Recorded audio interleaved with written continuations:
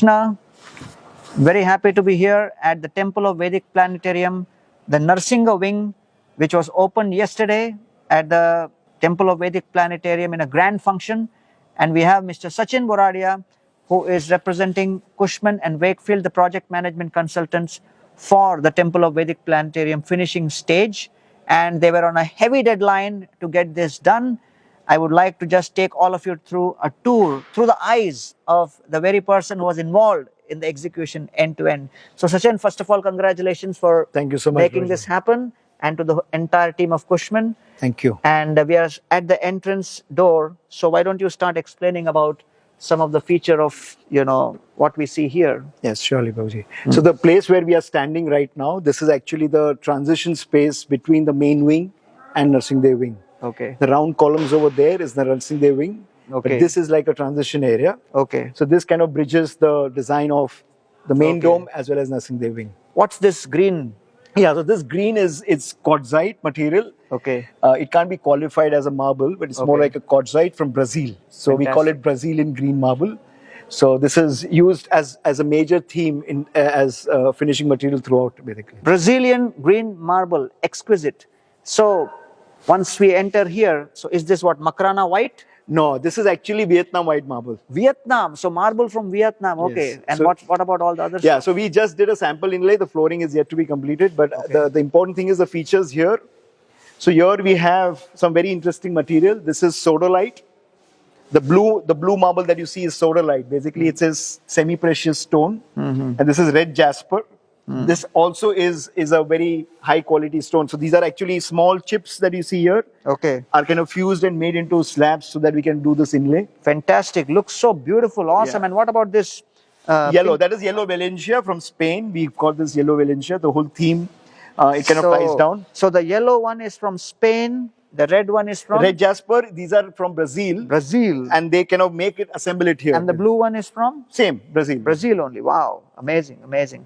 And I see something very unique about the ceiling. Is there a story behind the ceiling? Yeah, it's an interesting ceiling actually. One of the challenges that we always encompass when we do a project like this is with high volume, with all marble cladding, there's a lot of acoustic. Yes, definitely. Right. And as a speaker, it pains me a lot to give lectures where there is reverberations happening all the time. Yes. So this was a major challenge on this project, especially because we couldn't do anything on the wall, couldn't do anything on the floor. Yes. So the ceiling was the only opportunity.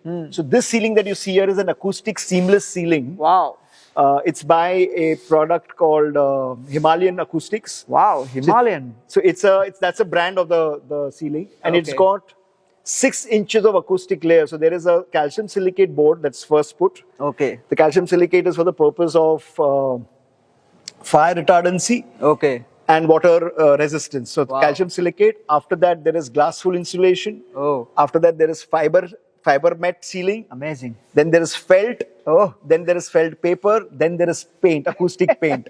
That's why we are standing hearing from you. Otherwise, if I look at this, it just looks like a regular false ceiling. And the challenge with acoustic ceilings is normally you don't get it seamless. It doesn't look like plain. Exactly. So we had to do this seamless ceiling. Fantastic. So that it looks like a regular ceiling, but it does the job of an acoustic. You definitely have the blessings of all the speakers and the singers of this con. Well done, well done. Let's go ahead further, and I see a very, very interesting shape design for the pillar here. So what's the kind of load this RCC pillar is taking? Yeah, it's very interesting. So the first challenge of this wing, unlike Nursing Day wing, main wing is a little better in one sense. This wing has round columns, round RCC columns. Okay. Now if I have to clad round RCC column with marble, right? The traditional way would have been I would have taken small chips, strips of marble, and I couldn't obviously afford to do that because the quality and the finishing wouldn't come. Yeah, it will look strange. Strange, right? So the process that we followed for this cladding, first we did a 3D scanning of the columns. So the columns were fully 3D scanned to know the undulations in the RCC, because RCC you cannot clad directly anything on it. Right. Right, you can't glue on it because RCC doesn't catch any adhesion. Absolutely, absolutely. So we did a 3D scanning that got the undulations in the column. Wow. So undulations in the column were mapped. Then we got Hilti fasteners that could adjust the undulations. My God. So that this comes in plumb, in straight line. Wow. Because if this doesn't come in straight line, it will follow the column, and the column is wavy. the marble also will become wavy. And then it will always be unstable. Exactly. And you would be very afraid to stand near and pray because you don't know. Instead of Narsingadev manifesting, the marble itself would drop off. So we took Hilti fasteners and we do a complete analysis of Hilti for Fantastic. seismic load, for weight of the marble. So we had to Wow. actually follow the process that every block. So this is from a block of Rosso Verona. This is from a block. It is carved into 4 pieces. So you Italian, see Italian, yes. Italian marble. This is from Spain. So this is the joint, very seamless joint that you see here. Yeah. So whole curved block. There's special machinery to curve that way. Wow. And then the Hilti fasteners were used at various intervals and they were tested and simulated for seismic load, for wind load, for the load of the marble. Wow. But the important thing was it was theoretical, which means practically every block of marble that used to come here, we used to wait in the factory, bring it here. So that plan versus actual, there's no difference in the weight. Right. Otherwise, theoretically, everything looks good, Exactly. right?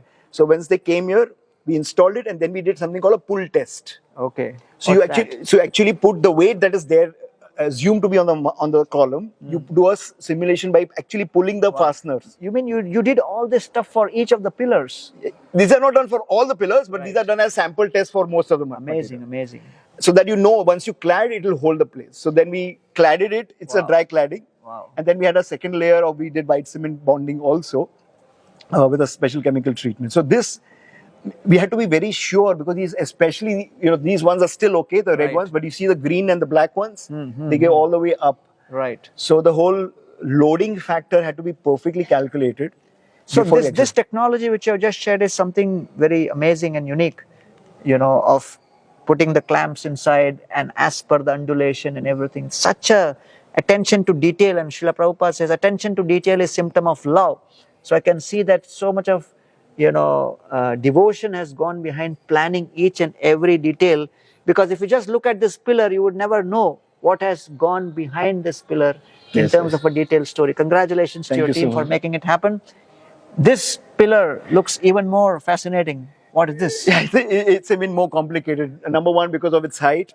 Right. Number two, because they intended to do a fluting in the marble.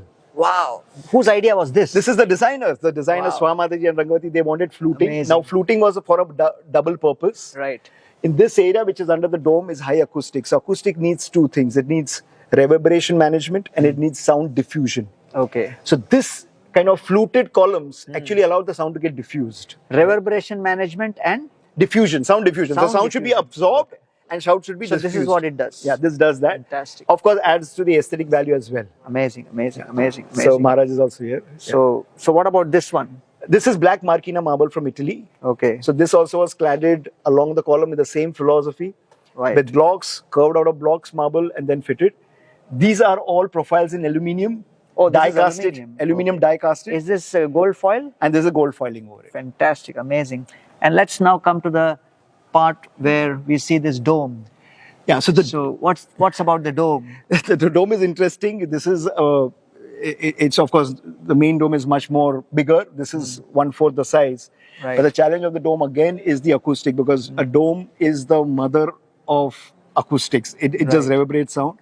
And the designers had a fantastic design where they wanted a coffered ceiling, like a false ceiling, under the dome, which is not going along the longitudinal direction of the dome. It's going, if you see, spiral. Right, right. So it was a very big challenge. We kind of created this false ceiling, which we call it the coffered ceiling. Okay. And the white panels that you see there are the perforated metal panels Oh, with acoustic infill behind. amazing. So this kind of absorbs the sound over there. Right, right. And obviously the chandelier is quite huge. It looks very small from here.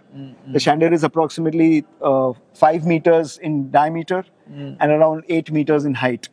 Fantastic. So of course lifting the chandelier itself was a job in What's itself. the weight of the chandelier? The chandelier is 1.5 tons. 1.5 ton. Amazing. But the overall look and feel has come out so beautiful.